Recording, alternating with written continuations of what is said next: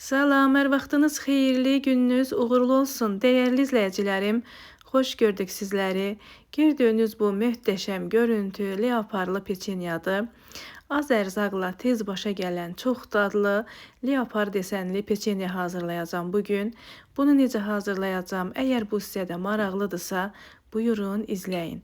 İlk öncə nə edirəm? Qabımıza 150 qram otaq temperaturunda saxladığım yağı əlavə edirəm.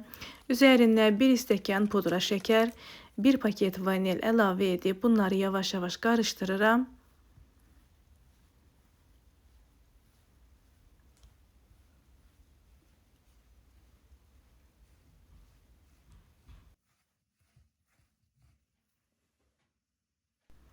Bunları qarışdırandan sonra üzərinə 1 ədəd ağlı sarılı yumurtanı da əlavə etdim.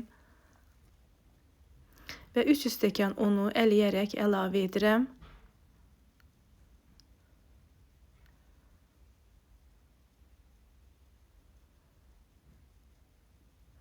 Unumuzu da əliyərək əlavə etdim və xəmirimizi yoğururam.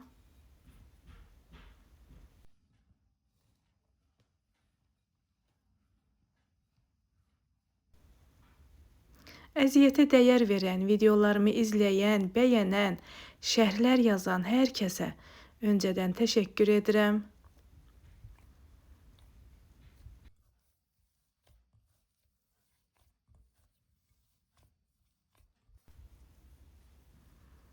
Gördüyünüz kimi xəmirimiz bu formada olmalıdır.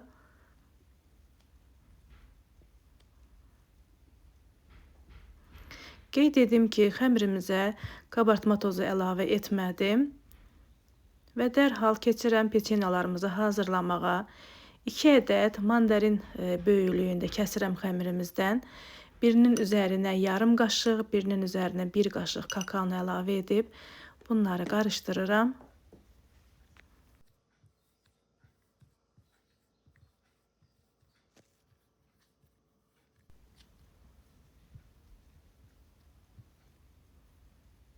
Gördüyünüz bu rəngdə olmalıdır.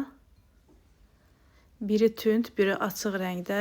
Keçirik şirniyyatımızı hazırlamağa.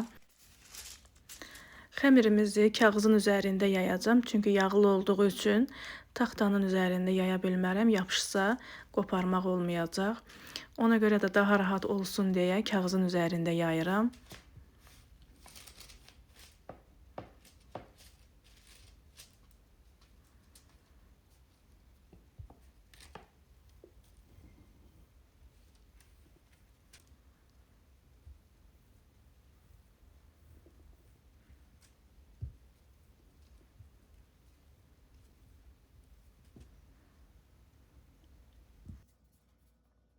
Xəmirimizi yaydım və üzərinə kakaolu xəmirimizi də kiçik formalarda yayıb qoyuram.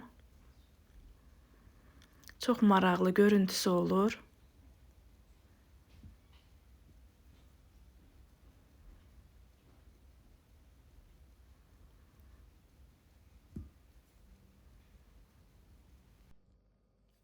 Açıq rəng olan xəmirimizi də kiçik formada üzərinə qoyuram.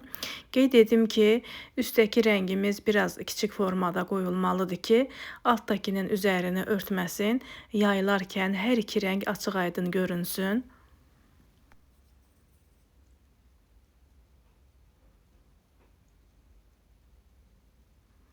Gördüyünüz kimi açıq rəng olanı biraz kiçik formada qoyuram.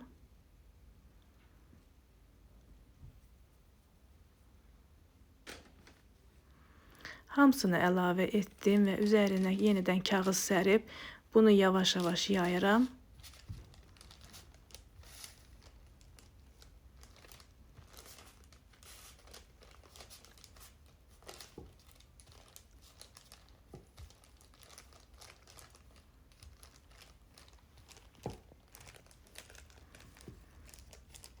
Siz istəsəz bu bəzəkləri biraz yaxın-yaxın qoyub daha da çoxalda bilərsiniz. Gördüyünüz kimi möhtəşəm görüntüsü oldu, maraqlı görüntüsü oldu və məndə bu formada peçenya kəsən qabım var. Bununla kəsəcəm. Siz istəsəz istədiyiniz formada kəsə bilərsiniz.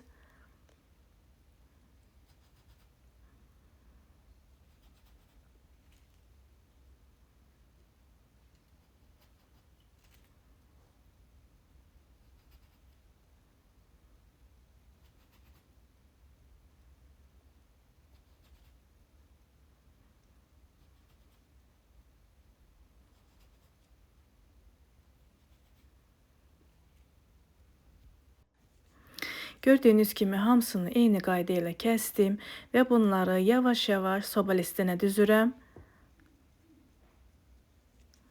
Bilirsiniz, xəmir çox kövrək, yağlı olduğu üçün bunu ehtiyatla götürürəm ki, əzilməsin.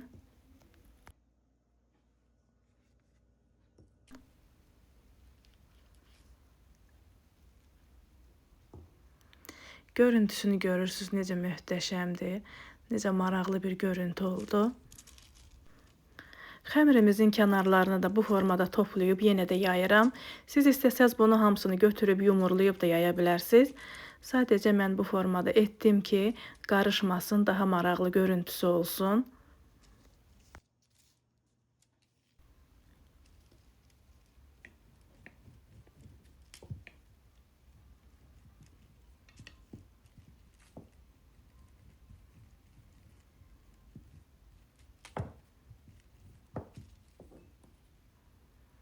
Bunu da yenə kəsirəm.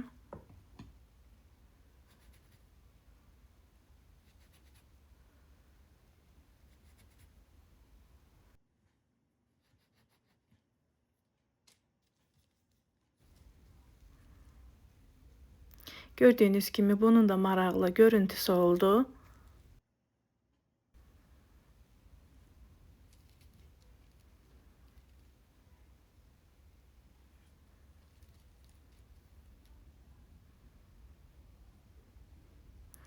Artıq soba listinə hamısını düzdüm. Bunu sobaya qoyuram. Sobada 180 dərəcədə 20 dəqiqəyə bunu bişirirəm.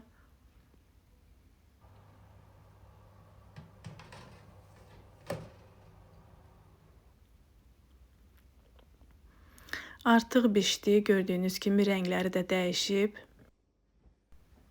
Möhtəşəm ətri bürümüşdü mətbəxi.